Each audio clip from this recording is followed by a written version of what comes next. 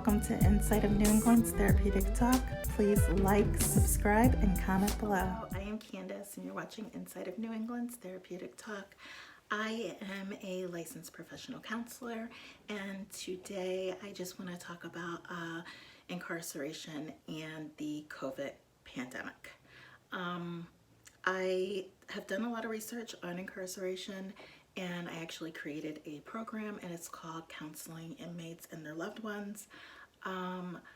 I hope to do a video in the future more about incarceration and about some of the program to share with everybody. But today I just want to focus on the pandemic and what is happening today, right now.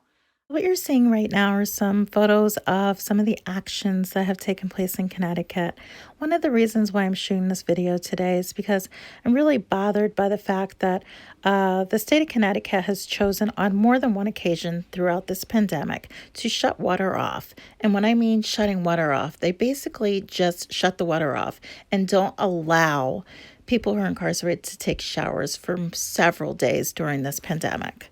This is a recording of a person who is incarcerated. Black people in general, or in particular, who suffer from high blood pressure, diabetes, we make up the majority of the prison population, but they're not doing anything to protect us.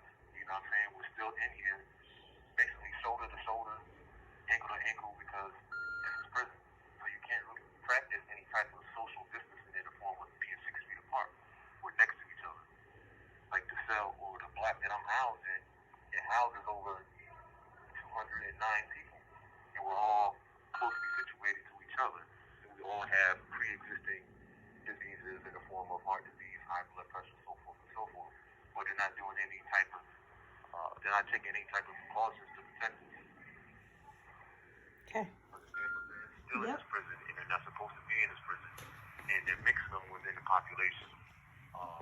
Guys who are not testing positive are being, guys who are testing positive are being mixed with guys who are testing negative, and the virus is spreading like that. You also have CEOs still coming in here, and they're not following protocol by wearing masks. They believe that they're immune, or they just don't care. Like I'm looking at the CEO right now, just chilling, face mask off, and this is how we get infected. You know, they come in here and they don't follow protocol, masks are off, and they're just spreading germs everywhere. Just like, you know, you could be asymptomatic, not even knowing that you have it, but you have it. So those are like the main issues that you have going on here right now. They're mixing guys who have been tested positive, and they know they have the virus, but they still have them within this facility, and the CEOs are not following protocol by wearing a mask. Those are the two main issues right there. And some of the concerns that I have. And I actually want to give a little message to people who are in power. I'm not going to name any of their names because they know who they are and we know who they are, right? The people who are legislators and people who can actually make a difference in this situation and are just basically choosing not to. I'm going to try to put some links below as well. So that people can, I encourage people to do your own research and to come to your own conclusion, because this is just what I've come to from hearing other people who have loved ones who are incarcerated right now, and what the knowledge that I have on this situation. So, and my own opinions as well. So basically, a couple issues with incarceration. One, we are paying way too much money to incarcerate people in this country. We pay an alarming amount of money. It's very alarming, and it's absolutely absurd that we are putting as much money as we are into incarcerating people and the funding that could be going into our communities. Another issue that I have with incarceration is the fact that if we look at who's incarcerated, there's an absurd rate of African Americans being incarcerated comparison to anybody else. I mean, African Americans and Puerto Ricans being incarcerated, and we all know that, well, just to let you know, if you don't know, that the justice system is not fair and this is what's happening. So more likely to serve a longer term compared to someone who is white for the same exact crime. Another concern that people should probably have is the fact that we have people who are incarcerated and aren't getting and are put in this like stressful situation right now with COVID, and how that is not rehabilitating them. These people don't have life sentences, right? And they're going to come back out.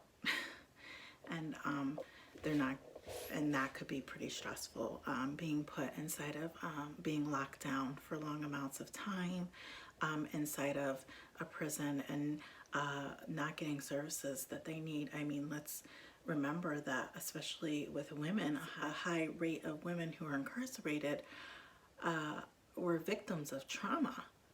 And they should be getting services. And then we have people who have substance abuse issues who are inside of the prison who should be getting services. And they're basically being put on lockdown because of COVID. And that's not helping to solve this problem. The family members and advocates have been asking and begging and petitioning and having protests for several months around this. And yet the choice has been to do nothing. How long should they have to do that for? Asking people who work for them to do something over and over and over again, while their family member is at risk of dying. They weren't sentenced to die. They were sentenced to maybe a year or two or whatever. And some of the excuse has been that something bad could happen in our society if we release certain people. But there are other ways that we could control that. I mean, we have monitors that we could monitor people. I mean, there's ways, there are things that, there are other options, right? And I just think this is a choice. Like, we are choosing not to use those options. And there's also the fact that, you know, we think about how that could be harmful to send them out. But isn't it harmful what we're doing as well? I mean, I could come up with many reasons why this is harmful as well. And so I know this is a huge decision to make and it's difficult. But, you know, it's your job to make that decision. So, I mean, I always say, like, if you a person and you don't like your job, you should really get a new one. I mean, you shouldn't work a job that you don't like and you're not good at, because making these choices is something that needs to be done. You know, people are gonna die. And I have a huge issue around incarceration and not rehabilitating, because I think that letting people out into our society that aren't ready to be let out into our society, or creating, like, I call it creating a monster inside of prison, really. It's not healthy for our society either. So, I mean, I think we really need to be bigger thinkers and think about the whole entire picture, not just one thing, one outcome. It's almost like the people who are making these choices are just having one outcome, right? And they're not looking at the whole entire picture here and all of the things that could actually go wrong. It's just one thing that they're seeing. And I think that educated individuals would sit and look at the whole entire picture and try to come up with a educated solution to that that's best for our society and best for our communities and best for people's health. Mentally and physically. And I'm not sure that's happening when we talk about the prison system in this country, and I don't think that's happening. So I will I will probably make another video more about this, but you know, like I said, I just wanted to talk about COVID today, so I can go deeper into that another day. These are concerns, right? And people are going to die. People have died, and probably more people are going to die. And I think the ironic thing, something that just came through my mind, and my mind is really crazy and I think a lot, is that really ironic that the Holocaust, like that Hitler had sent a lot of the Jewish and the handicapped people and the gypsies that he murdered during the Holocaust were sent into a shower. And when I heard the showers were being shut off, I don't know, it just did this weird thing in my own mind that it's like, oh my gosh, like this is so weird, you know. It's kind of like, it's just history like repeating itself like differently. Like instead of sending them into the shower, we're actually shutting showers off. And just a thought, it's just a weird thought. And I think, you know, it's really weird. So anyways, I have some really quick solutions. I understand one thing that I think maybe they are shutting the water off because maybe they're afraid of them all being in there together. That could be a possibility, which I would totally get.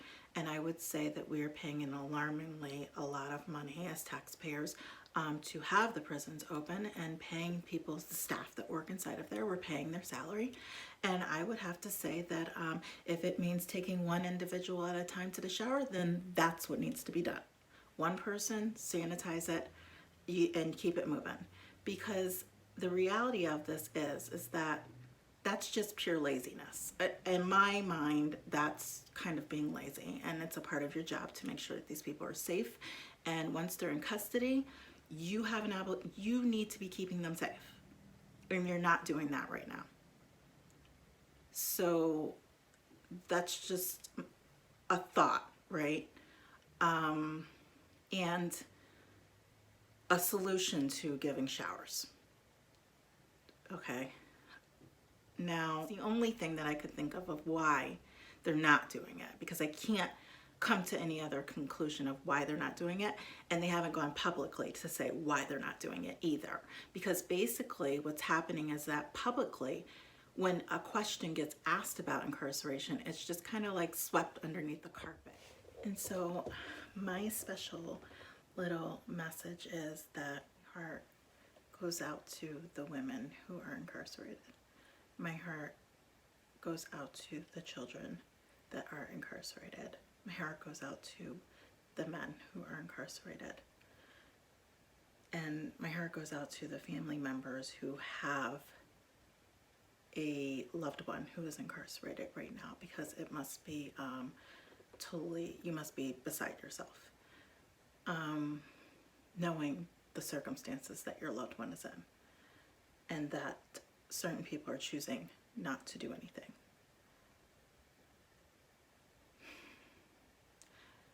My heart and my prayers go out to these people, and my heart and my prayers go out also to the individuals who are choosing not to do anything. And I hope that you would find some kind of a way to maybe take a look at yourself in the mirror, and try to figure out how it is that you could be making this choice. And thinking about the fact that we are all, like I pretty much say in every single video, we are all human beings. And how you are a human being, when you're looking at yourself in the mirror, you're a human being. And that people who are incarcerated are also human beings, and their loved ones are also human beings. So we're all one happy family of human beings, right?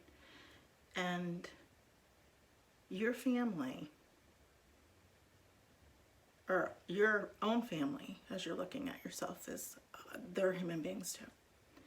And if this happened to be someone in your family, would you want this kind of treatment given to them?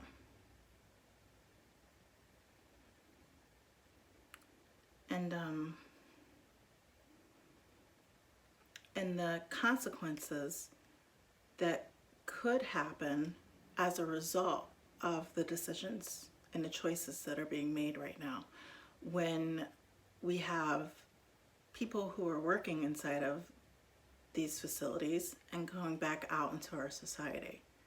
This is a health issue. It is inhumane for people to not take showers. It is a health, shouldn't the Department of Health have something to say about this? It's just mind-boggling that in the year 2020 we could actually deny someone of a shower for several days. And so I would hope that you would sit with yourself and try to figure out how it is that you're making these decisions. And even though you're not answering to the public about why you're making these decisions, maybe answering it to yourself or your higher being if you have one. Because I for the life of me can't figure out how, a 5-year-old wouldn't even be able to figure it out, because we tell our children take a shower, right? Like, you need to take showers. So I don't get it, to put it very simply. And I am a concerned citizen. Morally, I don't think that the decisions and the choices that are being made are correct. And so that's what it is. I hope that the people that are making these choices are safe and well. And I hope that the family members and the people who are incarcerated are safe and well. And I hope that everybody here is safe and well. And I hope that peace and love is upon everybody. Thank you. Bye.